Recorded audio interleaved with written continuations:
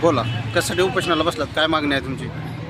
आमची प्रमुख मागणी जी होती हे भूम शहरातील जे नगराध्यक्ष आणि मुख्याधिकारी आहेत हां हे मनमानी कारभार करायला लागलेले आहेत. आम्ही जनशक्ती विकास आघाडीचे 14 नगरसेवक त्या सभागृहात आहोत आणि एक स्वीकृत नगरसेवक आमचा त्या सभागृहात आहे. हां एवढं सगळं असून देखील हां आम्ही सर्वसाधारण सभेत जे ठराव घेतो हां ते ठराव प्रोसिडिंगमध्ये येत नाहीत. ते ठराव कलेक्टर साहेबाकडे पाठवले जात नाहीत.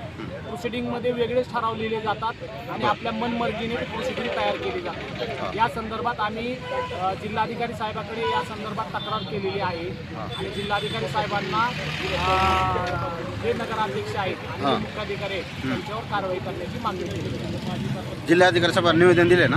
जिल्हाधिकारी साहेबांना आम्ही निवेदन दिलेलं आहे हां आणि आत्ता एक गंभीर प्रकाराचा आम्हाला माहिती मिळालेली आहे हां की 2023-24ला जे प्रशासक काळात जो निधी आला होता हां त्या निधीच्या संदर्भात भूम शहरातील काही कामांची मागणी करण्यात आली होती.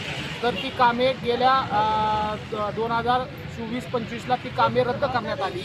तीच कामे परत एकदा सर्वसाधारण सभेची मान्यता न घेता जिल्हाधिकारी यांना पाठवण्यात आले. विशेष म्हणजे त्यात प्रशासकाच्या काळातले जो प्रशासकाचा ठराव होता तो ठराव जोडण्यात आला आणि जिल्हाधिकाऱ्यांना चुकीची माहिती देऊन प्रशासकीय मान्यता घेण्यात आलेल्या आहेत. बरं अशी कामे रद्द करण्याची मागणी आम्ही केलेली आहे आणि सर्वसाधारण सभेत हा सर्व निधी सर्वसाधारण सभेत आणून त्या सर्वसाधारण सभेची मान्यता घेऊनच प्रशासकीय मान्यता देण्यात यावा अशी मागणी केली. भ्रष्टाचारामध्ये मुख्य अधिकारी आहेत का? भ्रष्टाचारात मुख्य अधिकारी हे प्रशासक काळात वेगळे होते पण आता नायब तहसीलदाराला तो चार्ज देण्यात आलेला आहे. पण हे सगळे अधिकारी संगनमत करत आहेत. त्या पहिल्या मुख्य अधिकाऱ्याला वाचवण्यासाठी आत्ताचे मुख्य अधिकारी कुठलीही माहिती देत नाहीयेत. आता कोणत्या मुख्य अधिकारी नाव सांगा? नायब तहसीलदार प्रवीण जाधव म्हणून त्या ठिकाणी आहेत आणि वेळोवेळी नगरसेवकांनी सभागृहात पण माहिती मागितलेली आहे. नगरसेवकांनी लेखी पत्रावर पण माहिती मागितलेली आहे.